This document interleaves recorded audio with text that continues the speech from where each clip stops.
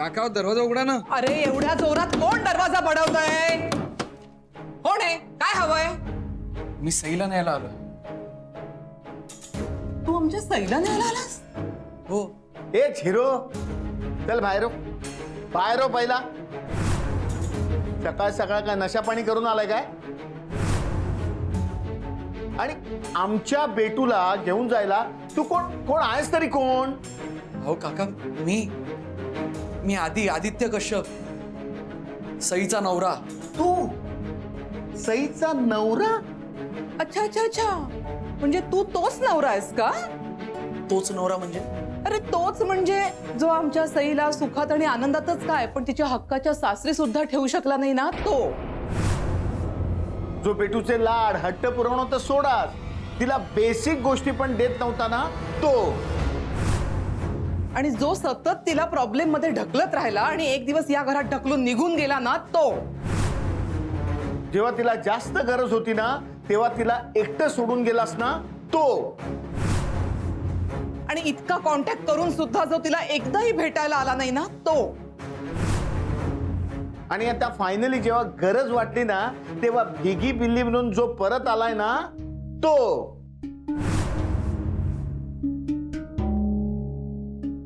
तोच नवरा आहेस ना तू? आता बोलती का बंद झाली तुझी? हा, आता तुझे ना हे कान खोलू नये.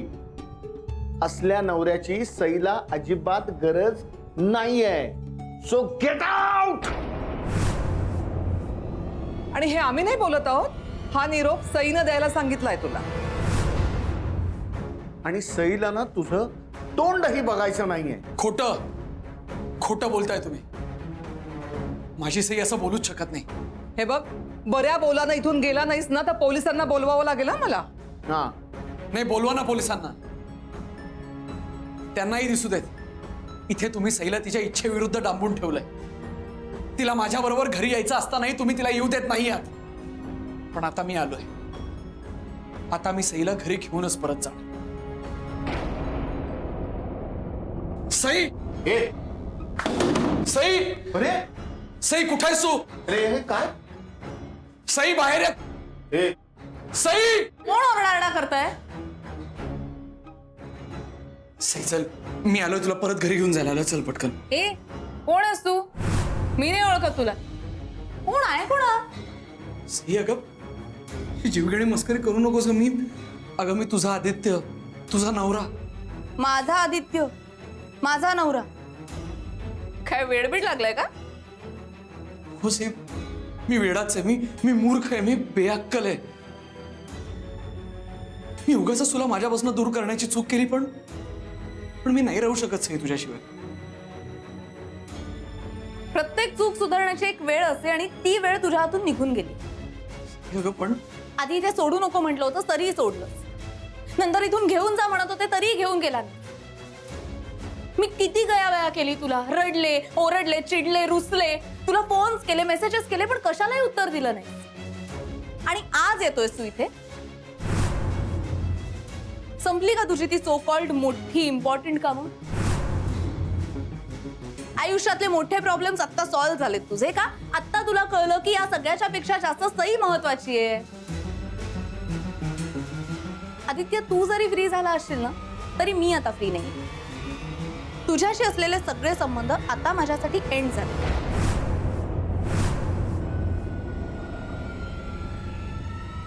आपल्यात नवरा बायकोचं नातं तर सोडच, पण साधी मैत्री किंवा प्रेम सुद्धा उरलं नाही.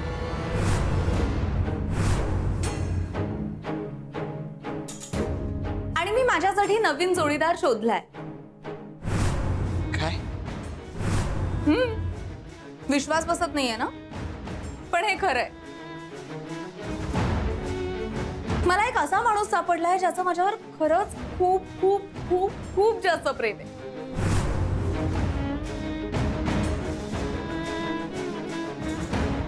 तो माझी फक्त काळजीच घेत नाही, तर माझी काळजी घेण्यासाठी तो नेहमी अवेलेबल होता, अवेलेबल आहे आणि अवेलेबल असणार आहे. आता सुद्धा हाक मारली ना त्याला तर धावत धावत येईल इथे. सुयश,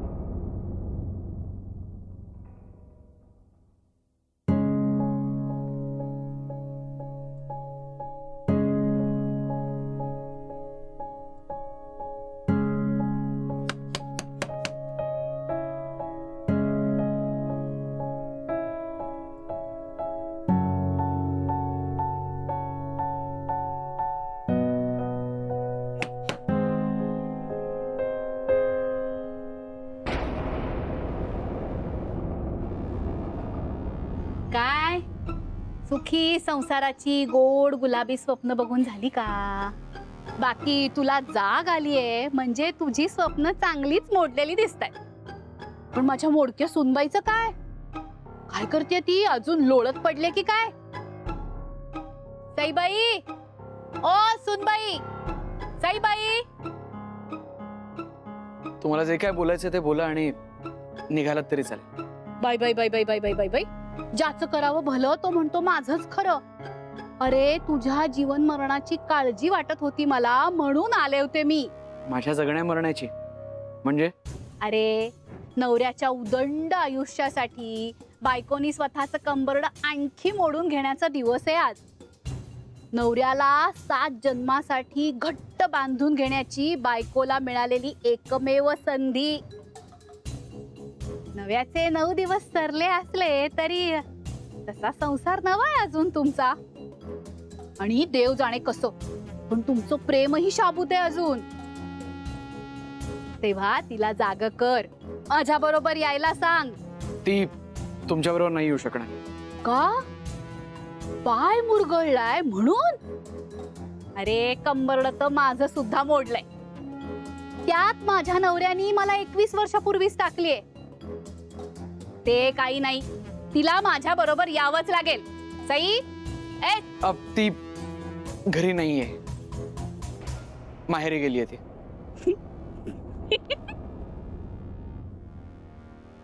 हो का? शेवटी माझंच म्हणणं खरं ठरलं हो. मला माहितीच होतं ही मुलगी काही जास्त दिवस टिकायची नाही. अरे या आजकालच्या पोरी आमच्यासारख्या पतिव्रता थोडीच असतात. त्यातून ही तर श्रीमंता घरची पोर. त्यामुळे प्रेमाचा बहर ओसरला की तिचे डोळे उघडणारच होते. आणि ब्रह्मेंचं 18 विश्व दारिद्र्य तिला दिसणारच होतं. आता तर काय ब्रह्मेंच्या 18 विश्व दारिद्र्याला लाजवेल अशी परिस्थिती झाली आहे तिची.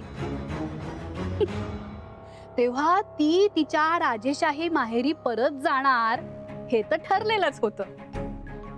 पण काय रे तुझं कसं होणार आता?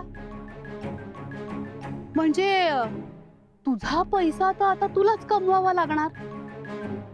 आणि दिवसभर मरमर करून आल्यानंतर रात्री एकट्याने रांधून एकट्यानेच खावं लागणार.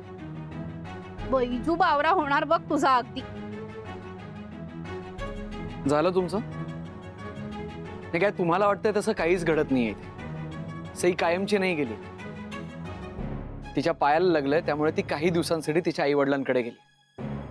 ती बरी झाली की येईल परत लवकरच. असं होय? बर बर बर. पण काय रे येईल ना ती परत नक्की? नाही म्हणजे कायमची माहेरीच तर नाही ना राहणार.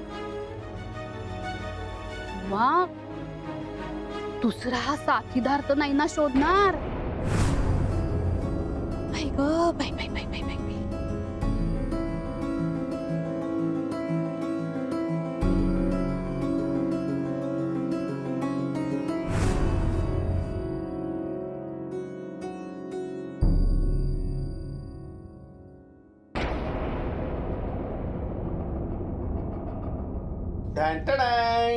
चहा नकोय मला, माझा उपास आहे.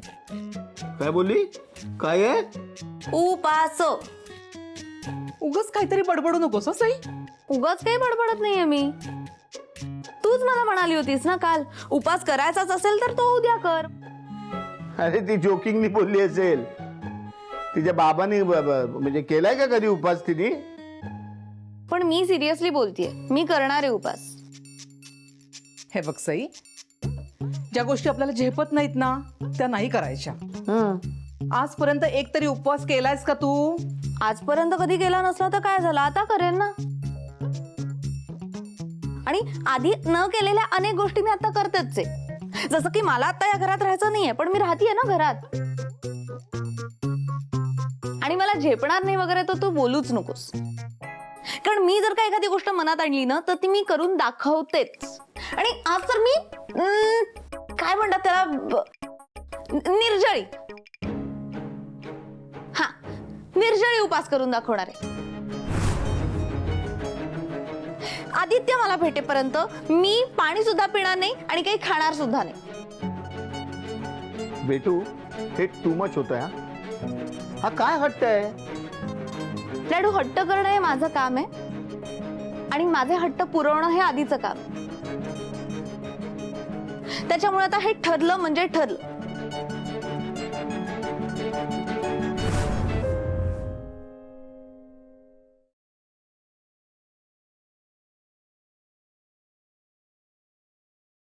बंधू बंधू बंधू बंधू बंधू पुढे झाला काय करतो? अरे मी कामाला चाललोय. अरे काम काय होती रे, ते काय चाललंय बघ आधी. वाट लागली. मेलो मेलो मेलो बहुतेक मेलो. काय झालं? म्हणजे आजकालचे नवरे जी कॉमन माती खातात ना, ती माती खाल्ली मी बहुतेक. अरे याने काय दुसऱ्या बाई बरोबर लफडं केलं का काय? घाबरी. दुसरं लफडं केलं तर त्या अशा सजतील कशाला? 14 वर्षानंतर एका बाई बरोबर राहतोय, दुसऱ्या बाईकडे कशाला बघेन मी? मग हे काय? बहुतेक मी कुठली तरी तिथी विसरलोय. तिथे जाऊन बघतो काय ते एक्झॅक्ट.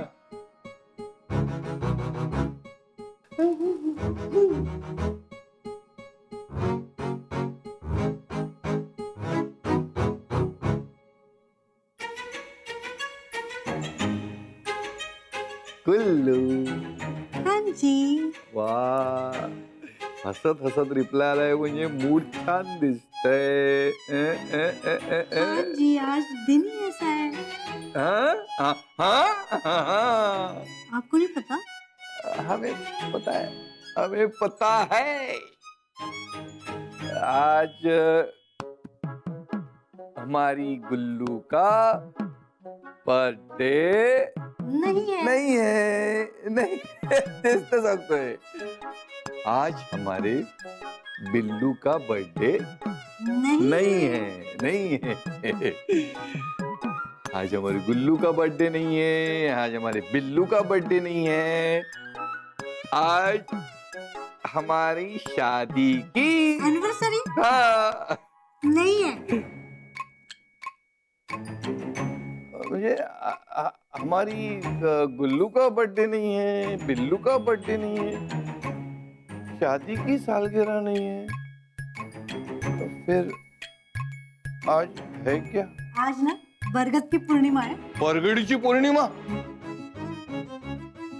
उजी वट्ट पौर्णिमा। वट्ट पौर्णिमा आहे आज. नाही काय ना, हा सण साजरा करणं आमच्या कधी नशिबात आलं नाही, त्यामुळे थोडा गोंधळ झाला. उजी मैंने भी कहाँ सेलिब्रेट किया है। अब तक तो मैं भी करवा चौथ का व्रत ही कर रही थी ना, पर अब ब्रह्म हाउस आ गई हूँ ना, तो मैंने भी डिसाइड कर लिया कि इस साल से मैं भी वट्ट पूर्णिमा का व्रत रखूंगी। अहो बाई, आपण कुठची पूजा व्रत करतो ते कशासाठी करतो, ते काय आहे हे नीट समजून घ्यायला हवं, नाही तर त्याचा काही उपयोग होत नाही. आपण वटपौर्णिमेचं व्रत कशासाठी करतो हे माहिती तरी का तुम्हाला? बंधू, अरे सांग त्यांना काहीतरी. आज से कई हजारों साल पहले सावित्री नाम की राजकुमारी थी। वो अपना साथी, अपना पति खुद ढूंढने के लिए निकली। उसकी मुलाकात राजकुमार सत्यवान से हुई। सावित्री ने मन ही मन उसे अपना पति मान लिया और अपने माता पिता से अपनी शादी की बात की। तभी वहां पे नारद जी आ गए और उन्होंने कहा कि सत्यवान शादी के बाद बस 1 ही साल जी पाएगा, इससे अच्छा तुम कोई और साथी चुनो। पर सावित्री एक न मानी। उसका निश्चय अटल और प्यार सच्चा था। तो बस उनकी शादी हो गई और वो दोनों खुशी खुशी जिंदगी जीने लगे। पर होने को कौन टाल सकता है। देखते ही देखते 1 साल बीत गया और एक दिन बरगद के नीचे, मतलब वड़ के पेड़ के नीचे, सत्यवान बेहोश होकर गिर गया। उसी पेड़ के नीचे सावित्री सत्यवान का सर अपने गोद में लेकर बैठी रही, उसे होश में लाने की कोशिश करती रही। और उसके जाने का समय आ गया था, इसलिए यमराज भी आ गए उसकी आत्मा ले जाने के लिए। कोई आम औरत होती तो डर जाती, पर वो तो सावित्री थी। उसने अपने सत्यवान को थाम लिया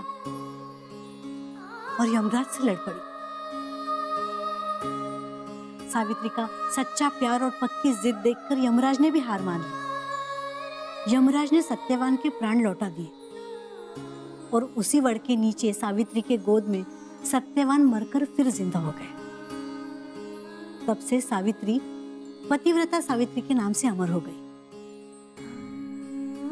इस कहानी को कई साल हो गए, लेकिन आज भी यह माना जाता है कि वड़ के पेड़ के नीचे अगर कोई सुहागन औरत वट पूर्णिमा के दिन अपने पति की लंबी आयु के लिए और उसका साथ 7 जन्मों तक पाने के लिए सच्चे दिल से दुआ मांगती है तो वो ख्वाहिश उसकी पूरी हो जाती है।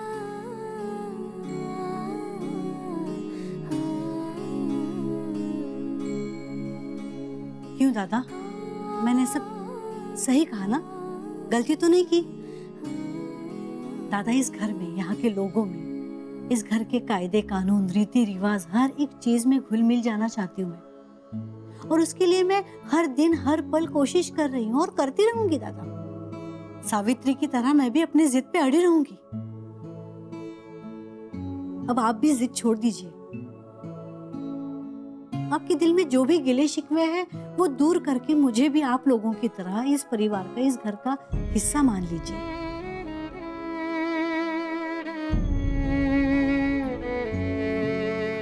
हे बघा बाई, तुम्ही या घरची सून आहात हे मी आधीच मान्य केलं,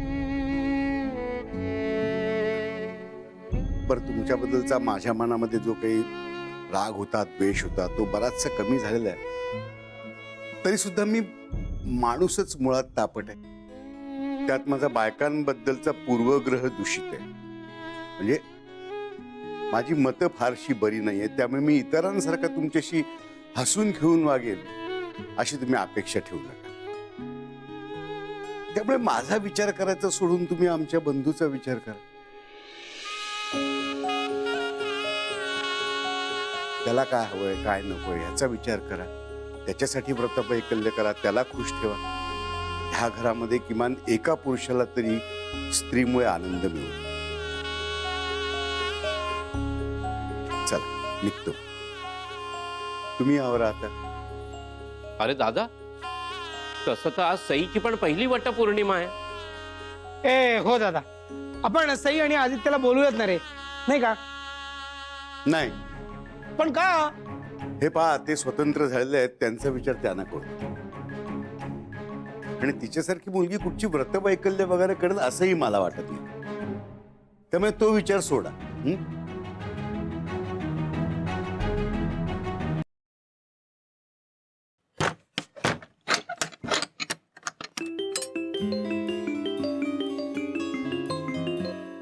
हा बोल Sai. Good morning. Good morning. तू हे पण विसरला असशील ना की आज माझा उपास आहे, तू मला इथे न्यायला येणार आहेस आणि मग आपण आपल्या घरी जाणार आहोत। नाही नाही, लक्षात सगळं आहे माझ्या, पण त्याआधी माझी थोडी कामं संपवली पाहिजेत ना। आणि ऍक्च्युली आज एक खूप इम्पॉर्टंट आणि जोखमीचं काम करायचंय मला। म्हणजे नक्की काय करणार आहेस तू? सई, काल मला एक फाईल सापडली होती जी जेडीने माझ्याकडनं हिसकावून घेतली। त्या फाईलवर आदित्य ग्रुप ऑफ कंपनीजचा जुना लोगो होता आणि आत काहीतरी खूप कॉन्फिडेन्शियल होतं जे त्यांनी माझ्यापासून लपवलं। पण त्या बेसमेंटमध्ये ती आणि तशा खूप फाईल्स आहेत ज्यातनं मी सगळी माहिती काढून घेणार आहे। एवढं करतो आणि मग तुला भेटायला येतो। ते आधी तू उगाचच नको त्या गोष्टींमध्ये पडून रिस्क घेऊ नकोस। डोंट वरी सई, मला काहीही होणार नाही। भेटू जाऊ। लवकर ये, भेटूच। Take care.